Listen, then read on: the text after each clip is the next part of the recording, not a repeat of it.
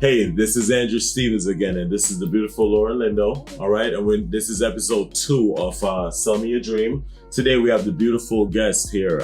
We do have Valerie Rodriguez. All right, thanks for having on the me. gram, international, right? Yes. Real estate broker, financial educator, entrepreneur, right? Fitness, travel, vegan life. We're gonna get into a bit of that. We want her to explain that to us. We definitely want to inspire the world. We definitely want to motivate the world. We're basically going to show you how we basically get through everything and all this crazy stuff that's going on in the world. All right, today, let's do it. So first question I have for you today, okay?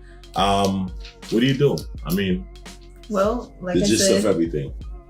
Overall, my theme is Mr. Self-Development. Everything I do is for self-development, and that's why I carry that name.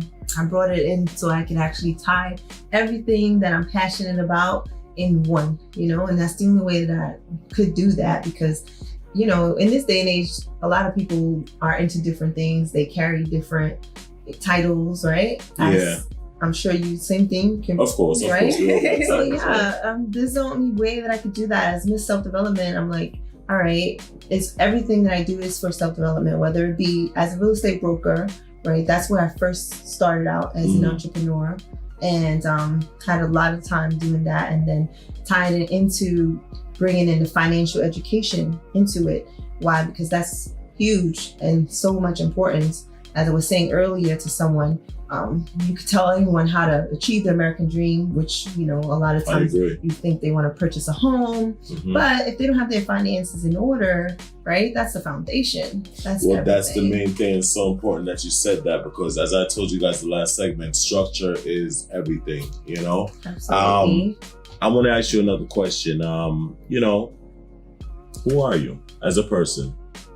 I am in self-development. I said it. No, seriously. So everything, like I said, again, I'm going to say it again, it stands for that. So whether it be with my balance of putting myself out there to educate others, it starts with me first. So that means inner and outer fitness. A lot of people know me on Instagram for so long for my fitness work, being so hardcore in the gym, going really hard, right? So I'm a fitness I actually enthusiast. witnessed a couple of that I like what I see. I mean, you're definitely pushing, you inspire me too. I gotta say this, I don't have as much stamina as she does. I mean, she's really pushing it, but at the end of the day, I'll get my little 1 or 2 hours in and that's it for me.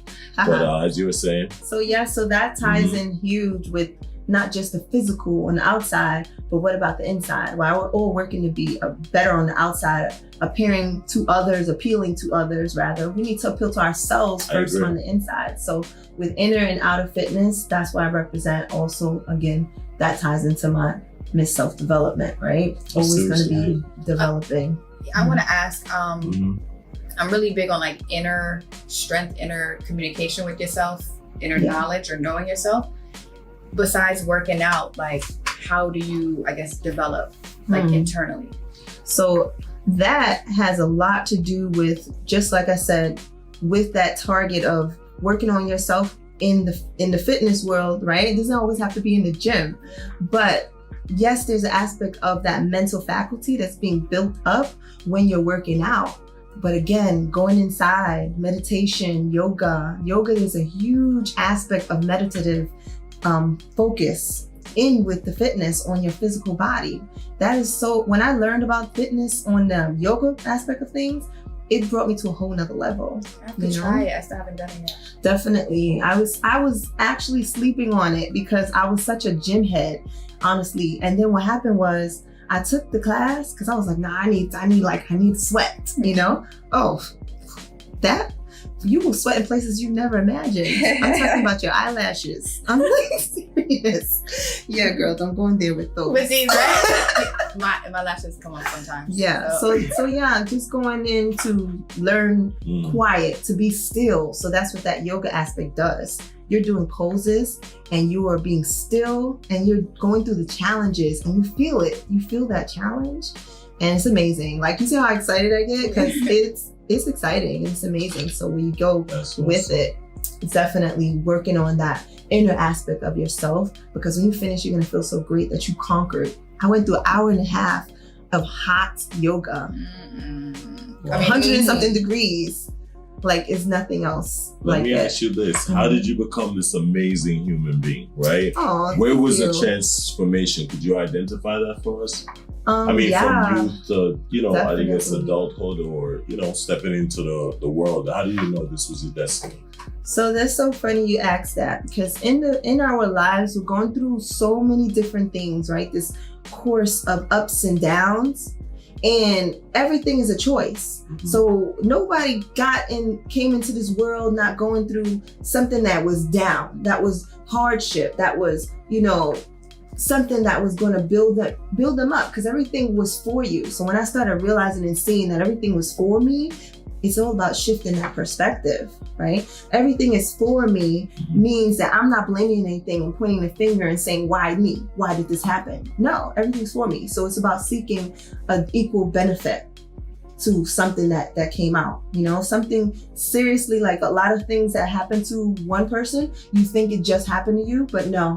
This is like the newspaper. It's a reoccurring story. My story is someone else's story. So it's like you making a choice to do something better and actually see a different perspective is what's gonna motivate and challenge and inspire someone else so that they can look at their situation differently. So one of the things that I did was I actually went to India for a month. And why I did that was because something was speaking to me, and it said, you need to go, a lot of times we go and we travel even to seek something. We're seeking things outside of ourselves. It happens. You're going to do that because there's something that you need to learn, and it's okay. But what I learned when I went to India was that what the guru was teaching was so many things that maybe some people didn't know, which was that we had the inner power already existing inside of us. The answers already existing inside of us. I'm assuming you meditate. Of course. Okay. So there was like a real strict regime when I was in India. We had to wake up at 4 a.m, and then 5 o'clock in the morning, you go and you shower, you go to satsang, and you go to temple and you pray. We dance. Because this is like, right? Just dancing is the energetic, spiritual oneness that can get your body moving, and in a happy mode, it releases endorphins. So then when we go to temple, we would pray.